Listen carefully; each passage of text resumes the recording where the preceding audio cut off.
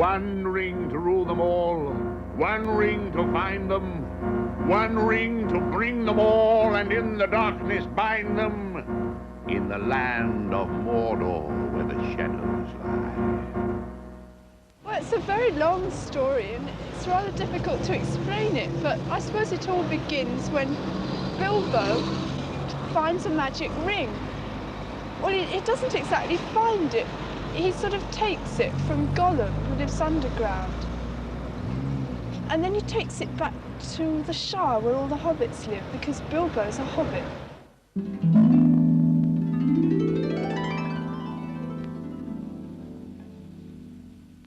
In a hole in the ground, there lived a hobbit. Hobbits were small creatures, about 3 foot high. 4 foot high, curly hair between toes. And the sort of person who enjoys 5 meals a day. I've never seen anything more bourgeois in their life. They seem to spend the whole time sitting around eating meals, playing all various sort of bar billiards and that sort of thing. They like leading unadventurous lives, having plenty to eat, and being sure of coming back to their nice warm hobbit holes and having friends to tea. They're not a kind of people given to great adventure or to thought.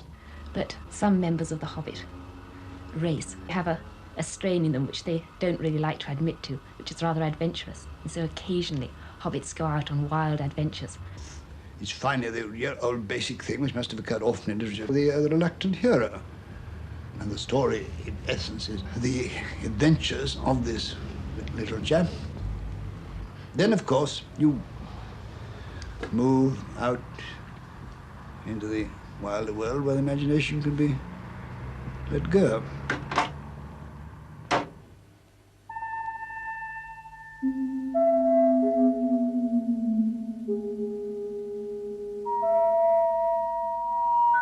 The world that Tolkien has created is a world of myth and magic, as well as a world of strange creatures.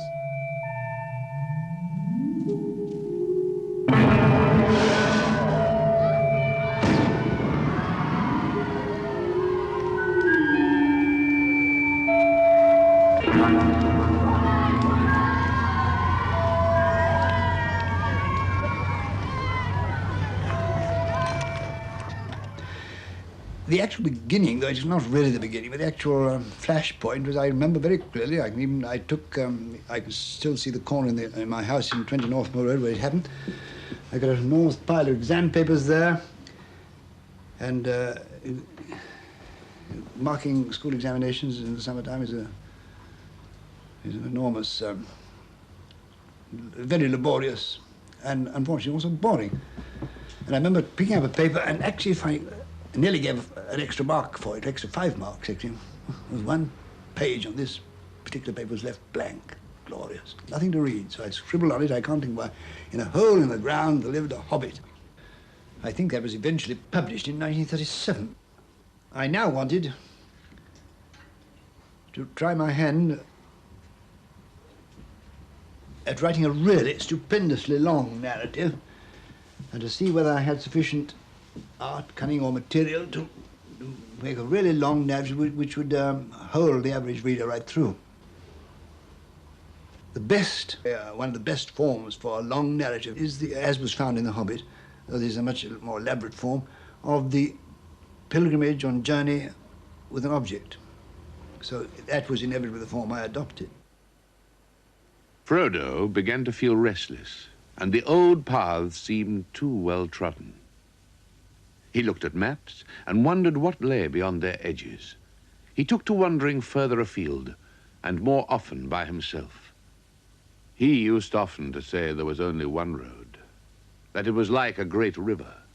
Its springs were at every doorstep, and every path was its tributary.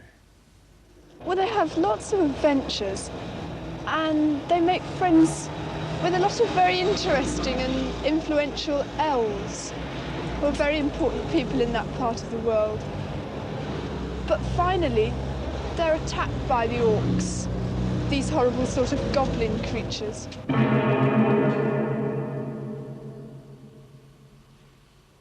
Good afternoon, ladies and gentlemen. I am the verger of Merton College. Welcome to the college. I understand you wish to see know all about the college and also the old medieval library. The college itself is the oldest college in Oxford, founded by Walter. This was all blocked.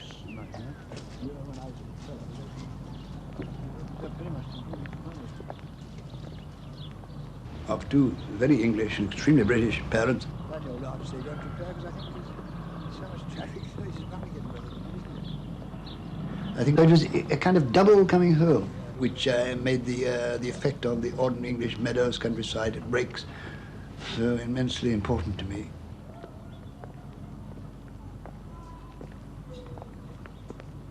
I was, on the whole, a rather puny, over-mothered, timid, a little creature who was not much of a success. I eventually became a fairly ordinary scholar. Turned out to be good at rugby football, of all odd things.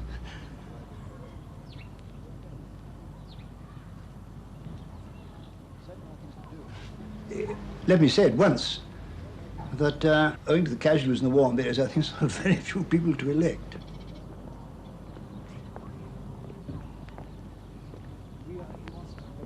Too big a job for me, really.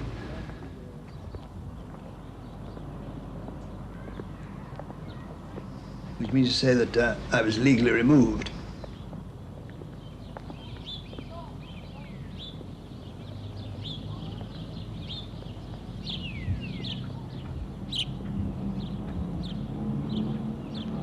It's a pity it couldn't be in the springtime when that tree wouldn't look sad, but covered with leaves, you see.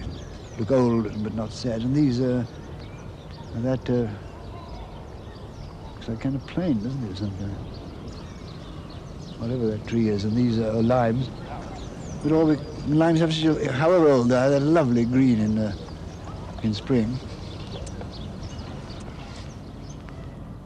I have always, for some reason, I don't know why, been enormously attracted by trees.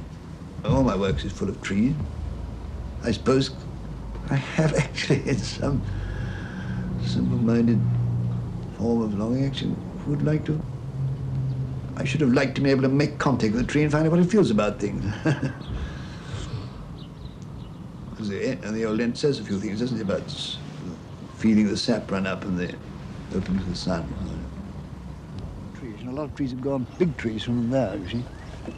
It was much more woody, and there was a long line of trees, this kind only younger, all along the wall, so those houses couldn't see you and you couldn't see them when they were in leaf. Yes. It was a much more secluded garden. They chained the scholars instead of the books. I said, "You'll pardon me, madam, been very foolish of them." She said, "Why?" I said, "Our scholars come and go. Our books must remain with us." She said, "Thank you very much." I said, "It is my pleasure." There was that's dreadful. The cans were all togged up. I've never seen them so tidy.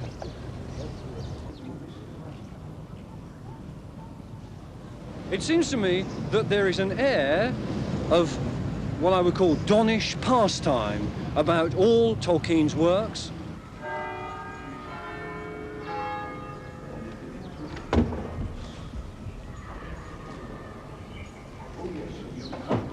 Can't get out. There's a great damn thing in the way. I'll try and climb up, won't I?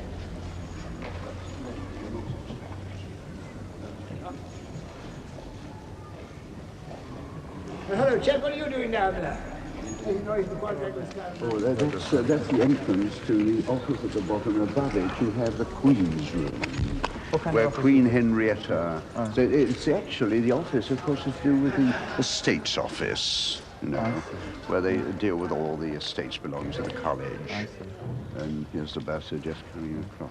It was very helpful. Yeah. And there, through the door, their sharp right, of course, is the State's Office. Quite a modern little fellow. It's a pity the book didn't catch on a bit sooner, isn't it? Tolkien is, I suppose if you have to put Tolkien in a category, you'd class him with those other Oxford dons, Lewis Carroll at Christ Church and C.S. Lewis, who both of them created sort of fantasy worlds in much the same way. There was Lewis Carroll's Wonderland and C.S. Lewis's Narnia. they were slightly different. They were less substantial than Middle-earth, Tolkien's Hobbit land. In this world, Tolkien has placed different countries, different races, different languages, and he has given it all a sense, gives the reader a sense of solidity. Because Tolkien remained very much a scholar when he wrote his book. He's never scientific. Even mountains are described by the way they think, which is not a precisely modern idea. In fact, he's not writing in the science fiction genre, is he? It's more like a glorified fairy story.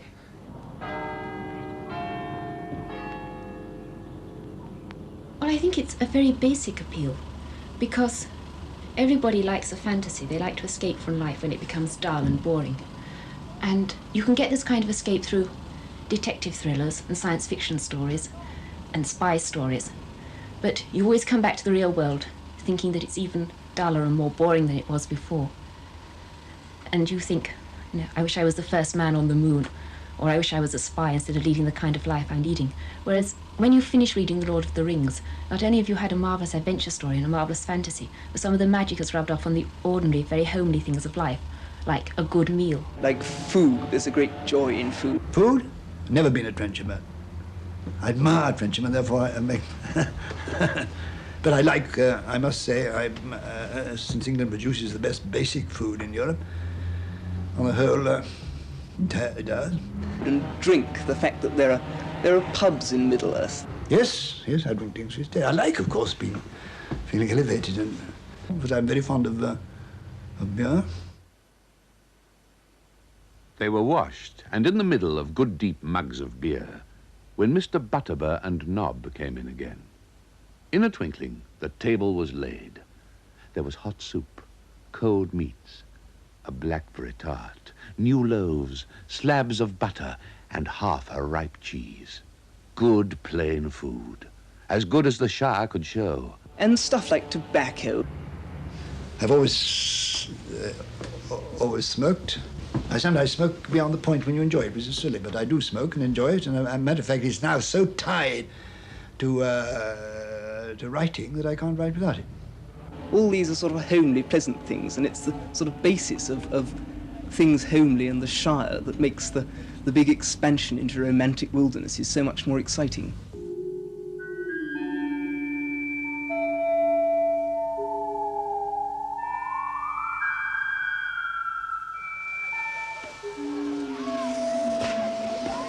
The fireworks were by Gandalf.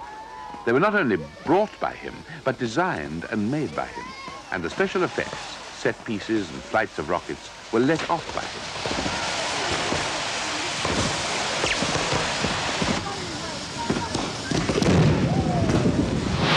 That's a good one. What a high dead one. There were rockets like a flight of scintillating birds, singing with sweet voices.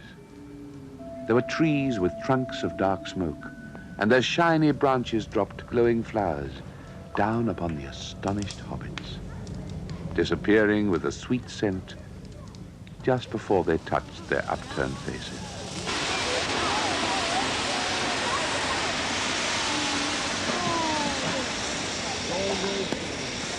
That is the signal for supper, said Bilbo. Hey! I think the important thing when one reads Tolkien's works is not to let this pretty fairy tale lead one into accepting the basically reactionary doctrine that lies underneath it all. I mean, conservatism is quite all right when it's based on something, but his sort of conservatism, that is the West, Numenor, the dwarves, elves, etc., is based on absolutely nothing at all. I mean, you can't escape into the world, because into the Middle-earth, because he's very cleverly incorporated the features of our world that he most dislikes in it. I mean, if you're looking in Tolkien for a sort of pastoral paradise, you won't find it, because all the time there's this menace of Sauron lurking in the east, represented as ugly, dark, black, toiling, living in holes in the mountains. Well, these people are obviously the proletarian masses trying to achieve a revolution in a basically feudal society.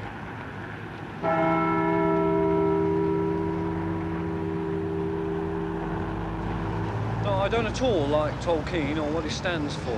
It seems to me that his work implies an escape from political and social reality. Now, this seems to me is reprehensible.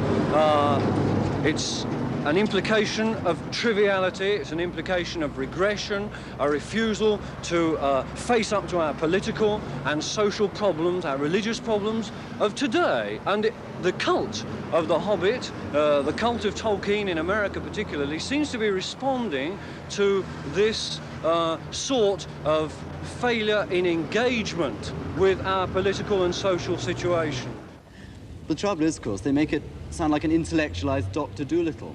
And no doubt before very long we'll have Lord of the Rings on ice with Millicent Martin and Margaret Rutherford. But it will become a cult, as it is a cult in America now, where the constant symbol is seen, Frodo lives.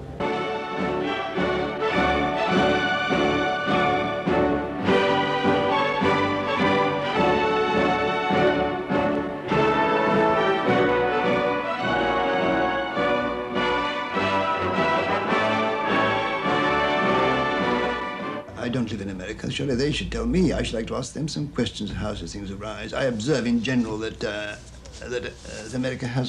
North America has always been much more easily kindled than England, or indeed any country in Europe. And for instance, the Dickens cult and the extraordinary excitement about Dickens. So the only people who came down to the quay to watch the mail ship coming, the only thing they wanted to know is what happened in the next chapter. They weren't worried about goods. It gives you a nice sort of in-feeling to meet another Tolkien enthusiast who will know when you make references to things in the story, as though you're referring to history. As we do in Spec Fickle. Exactly, yes. The obscurer the reference, the better you feel when somebody else gets it. The vast number, as I can judge from my very considerable fan mail, I should say that only a small proportion I possess, and even of those, not very many have really read the books with any attention. Well, I, of course, haven't actually read Tolkien, but I think it's marvellous. As if I go to a cocktail party or something like this, and have spent 20 intensely boring minutes talking to a secretary about her father's foot and mouth on the farm. I then ask her, have you read Tolkien? And they always have. And they give you the plot for the next half hour. And they eventually get to the land of Mordor, Sauron's country, carrying the ring. I think perhaps when he started off writing Lord of the Rings, as he was a philologist and an academic, he was most interested in the language. But the world that he created to hold the language took him over. I first began seriously to invent languages about when I was 13 or 14. I've never stopped, really. Languages have a flavour to me, which I never understand people saying, for instance, it was awfully dry and dull, because a new language to me is just like taking a new wine or a new sweetmeat or something. What I'm doing now is to try and write in Elvish, which my writing is very inferior to the Elv. Their standard greeting when meeting, a star shines upon our meeting.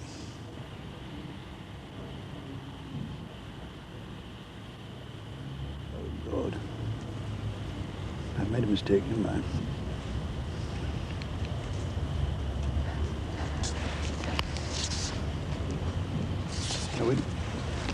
And that stands for Ellen,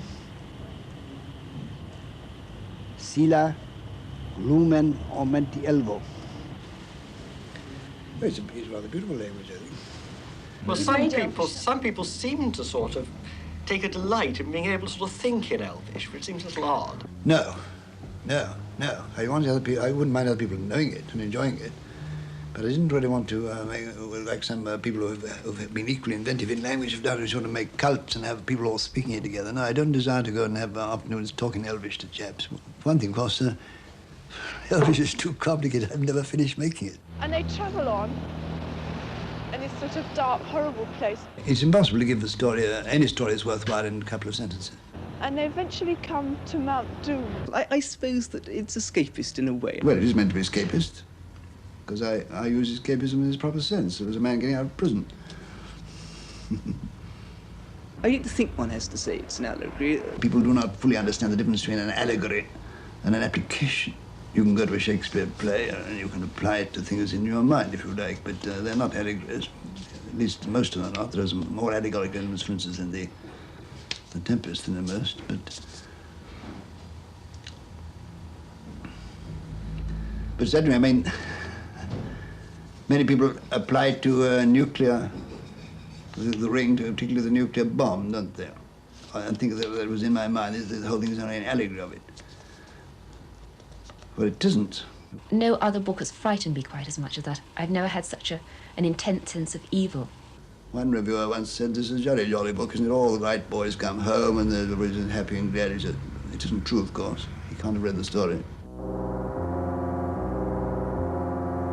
3 rings for the elven kings under the sky, 7 for the dwarf lords in their halls of stone, 9 for mortal men doomed to die, 1 for the Dark Lord on his dark throne, in the land of Mordor where the shadows lie. 1 ring... Ashnazga Gimbatul, Ashnazga Thrakatuluk, Ach Burzumishik. To rule them all, 1 ring to find them, 1 ring to bring them all, and in the darkness bind them, in the land of Mordor where the shadows lie. I invented that in a bath, I remember. Yes, I remember inventing that in one of the baths in 29, when I was having a bath in 20 North Moreau. I still remember kicking the sponge out of the bath when I got the last slide, thinking that will do, all right, and jumped out. He and Sam set off back to the Shire where all the hobbits come from. Tolkien uses the ordinary things that people are afraid of, and he's built up these fears into an immense evil atmosphere. If you really come down to any large story, it interests people, can hold them attention for a considerable time, or make stories, practically always, a human story is practically always about one thing, aren't they? Death. The inevitability of death. I don't know, would you agree with that? But anyway, that is what, there was a quotation from Simon Beauvoir that I read in the paper the other day, which seems to me put it in a nutshell. I think I'll read it. It was apropos of the untimely death of a musical composer whom I've myself always been extremely fond, Carl Maria Weber, who died at 39 of tuberculosis. And the man who written his biography actually quotes these words of Simon: "There is no such thing as a natural death. Nothing that happens to man is ever natural, since his presence calls the whole world into question. All men must die, but for every man his death is an accident, and even if he knows it and consents to it, an unjustifiable violation." Well, you may agree with words or not, but those are the keyspring of the laws of the ring. The third age was my age. I was the enemy of Sauron, and my work is finished. The burden must lie now upon you and your kindred. And the power of the 3 rings also is ended. And all the lands that you see, and those that lie round about them, shall be dwellings of men.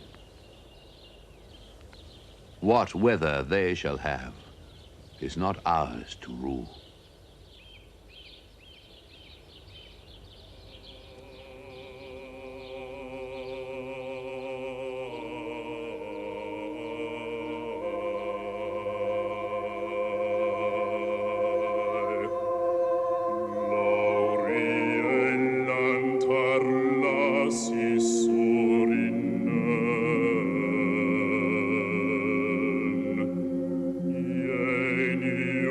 Not